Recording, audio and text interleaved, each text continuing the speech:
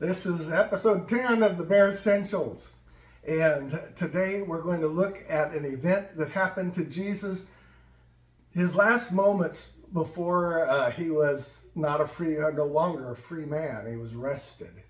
He had told his disciples that they were all going to run away from him and abandon him at the last moment when he really needed support. All of the disciples said, "No, Jesus, we'll never, ever abandon you to the death. We'll follow you." Peter had a special message for Jesus. He said, "Jesus, I will die with you." And Jesus told Peter, "Well, before the rooster crows, you're going to deny me 3 times. And that's how, if you remember the story, that's exactly what happened. Jesus was being tried, and Peter was in the courtyard, and folks there thought they recognized him as being one of the disciples, and he denied it 3 times. "I swear to God, I don't even know that criminal." You know, that kind of thing. And on the last time, the rooster crowed after the 3rd denial, and something prompted Peter to think, "Oh, I remember what Jesus said." He looks in Jesus' direction, and the Gospel of Luke says that Jesus glanced in his direction. So I can imagine that their eyes met. And when they did, Peter had the full awareness of his failure to keep his promise. And the Bible says he ran out of there and wept bitterly. Everybody knows what a credit card is, right? How would we live the American dream without a credit card? Got to have a credit card. You have to be indebted to someone. We go beyond just financial debts, but if we do something, occasionally we say, "Well, I owe you one." You know, we've done a favor for somebody, "I owe you one." And then on the negative side, somebody does something bad to us, and then you're thinking, "Well, they sure owe me one. They owe me about 100, you know. So you can imagine maybe instead of a credit card that we have to purchase things, other people have given us credit cards to allow them to charge up debts to their account with us. They do something wrong. They cut us off on the freeway. And you say, "Oh, check that one off. Where's his card?" And you put a debit on the card. Or, "He stole my gas. I'm going to put that on the debit card. How dare they treat me like that? Don't they know who I am? Where's their card?" You charge their card up.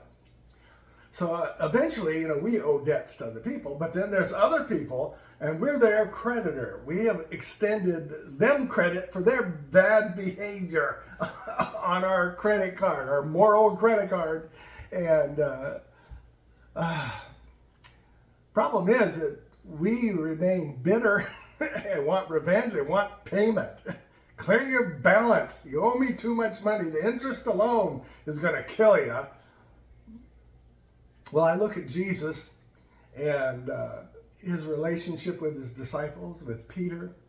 Even though he was aware that they were going to run away, and they promised, "I'm not going to run away," and did, that I find no evidence of him chastising them, or wanting to get even, or wanting to get payback because they didn't tell him the truth, or telling them that they were a failure because their faith wasn't strong enough, or any kind of being. He didn't berate them, you know, for their failure. Basically, he forgave them, didn't he? He didn't hold an account saying, "You owe me, so now for the next 10 years you have to do this." I think we can learn an important lesson there for our own lives. We look at the balances of credit that other people have built up in their offenses to us, that perhaps it is time to start forgiving the debt. Remember Jesus when he told us how to pray? One of the lines says, "Forgive us our debts." Sometimes we translate it as trespasses or mistakes or errors, but it's debts. The word is debts. Forgive us our debts as we forgive those who are our debtors. Forgive us our debts as we forgive our debtors. That's wise counsel. It's not so easy to do sometimes. Jesus did it. And if you're a follower of his, this should be your desire to try to be like him. Okay? try to be like Jesus in everything that we do. We're not going to make it all the time, but it's a goal. I run towards the goal like you're running a race, and that's the goal, is to be like Jesus. Well, I hope you have a really good day. This is Teal, the Bare Essentials. I hope this has been a safe place for disciples that are disillusioned and for people that are just curious about Jesus and why people are Christians. Okay? Have a great day. Thank you.